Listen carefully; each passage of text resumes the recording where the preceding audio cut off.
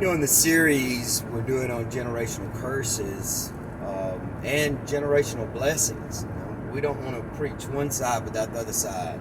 Marilyn sometimes hey, we beat the people up enough. Let's talk about the positive. That's not so. And I am, I guess, an old school hard preacher. I love people, and God warns us for sin. Not because he's keeping something good from us, but warns us because of the damage of sin. Because it is sin that darkness used to exact the will of darkness to kill, steal, and destroy.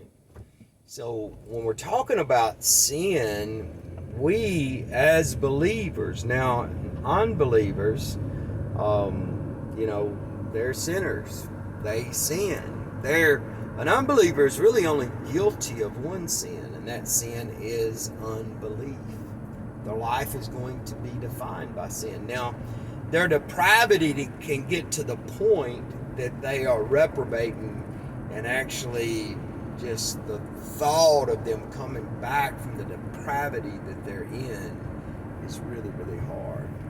It's difficult. Nothing's too hard for God, but the road back is, I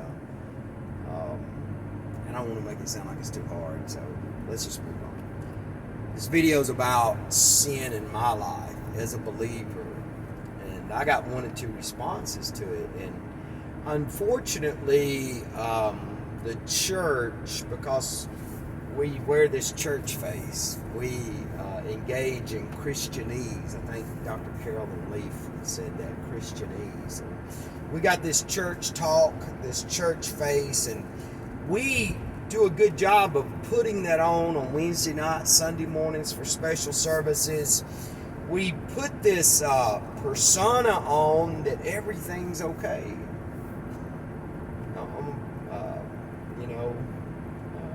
It all depends on your perspective. Yes, with faith, in the middle of it not being okay, it can be okay.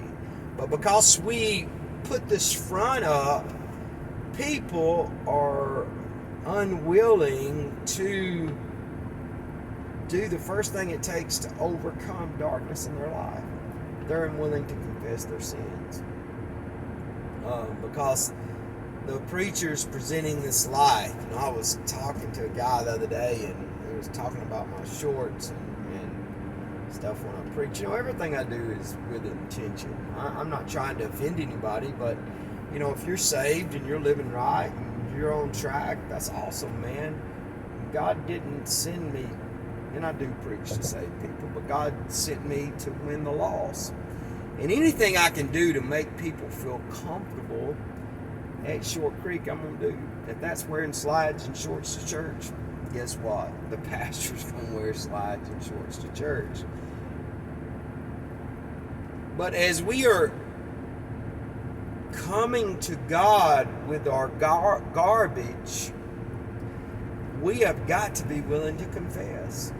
We've got to be willing. And I know it's hard because most churches, you think everybody in there has it all worked out. They pull up in their little Tahoe and their 3 kids get out and they're all dressed and put together. The husband looks like he's got everything together. He's got the good job, and she's a stay-at-home mom, got a small business, and you got this perfect-looking little family. They ain't perfect. They got issues just like you do. And their unwillingness to confess their issues because they think that they've got to wear this church face, they got to have the Christianese talk, prevents them from overcoming darkness in their life. 2 responses to sin in a believer's life. There's confession and concealing. Confession results in deliverance. Concealing results in more bondage. So you got to ask yourself, and I know some of us have been in denial so long, we actually believe a lie.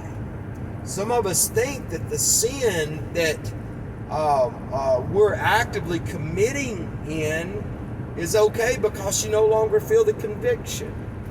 The reason you no longer feel the conviction you did when you first started committing the sin, or the first time God brought the sin to your attention and began to convict you, is because you have got used to the conviction of the Lord.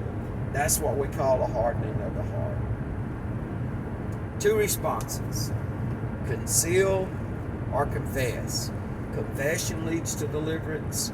Concealing leads to hardening. Anyway, listen. If you want to be victorious, if you want to walk in victory, examine yourself, confess your sins. To who? Yes, to God, but it says confess one to another so that you may be healed. And I know King James interprets that word from the Greek as faults, confess your faults, but it's actually sin. Confess your sin. Not only your sin, but the sins that's been committed against you. Anyway, God bless y'all. Y'all have a good day.